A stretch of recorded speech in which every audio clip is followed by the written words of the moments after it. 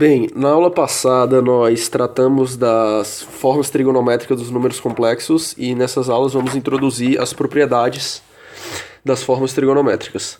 Por exemplo, suponha que você tenha dois números complexos, z,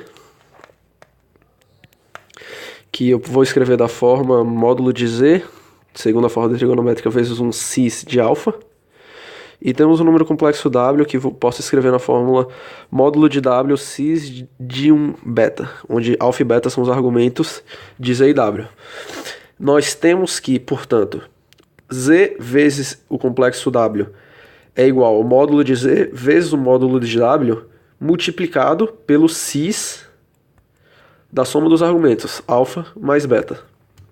Nós temos também, portanto, que o complexo z dividido por w é o módulo de z dividido pelo módulo de w multiplicado pelo cis de alfa menos o beta. Ou seja, nós concluímos que o número complexo 1 sobre z pode ser escrito sempre da forma 1 sobre o módulo de z multiplicado pelo cis de menos o ângulo dele. Vamos ver agora também importantíssimas fórmulas de radiciação, conhecidas também como as lei de De Moivre, que trata de potência de números complexos. Se nós tivermos um número complexo z, que é escrito da fórmula módulo de z com cis de alfa, onde alfa é um argumento, e nós temos o número n, um número pertencente a os reais, do conjunto dos reais, nós temos que z elevado a uma potência enésima de n é igual a o módulo de z elevado a n, que multiplicaria o cis de n alfa.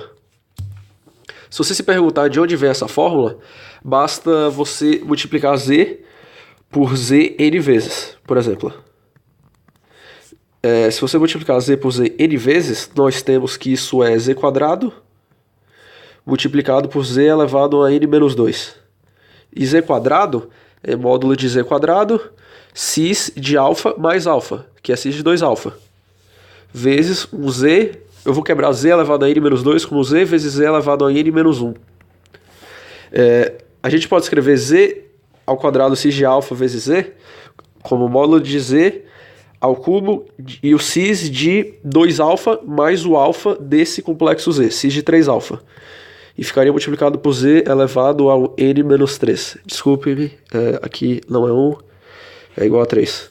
Então você consegue perceber que por indução, basicamente, nós podemos estender para o produtório de quando o z for multiplicado por ele próprio n vezes. E quando você quer tratar de identidade de complexos na forma trigonométrica, por exemplo, se tivermos um número complexo z foi igual ao número complexo w. E z pudesse ser escrito como módulo de z cis de alfa.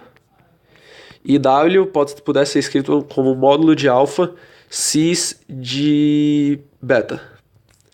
Quando esses números complexos vão ser iguais? Os números complexos vão ser iguais quando o módulo de z for igual ao módulo de w e quando o alfa for igual ao beta adicionado quantas vezes você quiser de um múltiplo de 2π. 2π vezes k.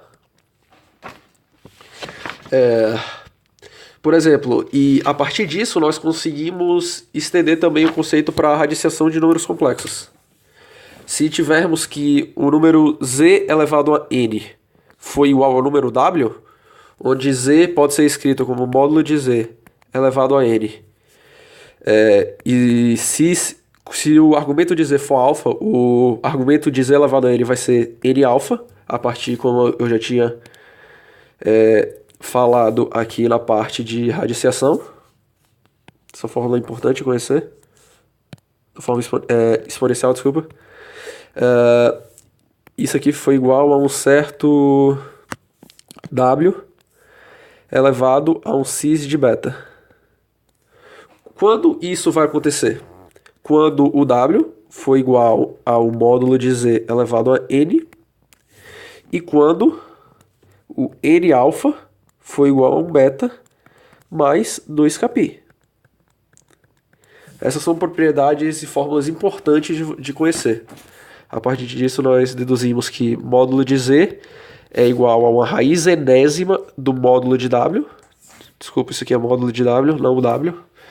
E o argumento de Z, alfa, tem que ser o beta dividido por N, mais um 2kπ dividido por N. É importante também, uma coisa que eu optei por deixar em último lugar, mas não é pouco importante que você conheça, algumas relações para números complexos.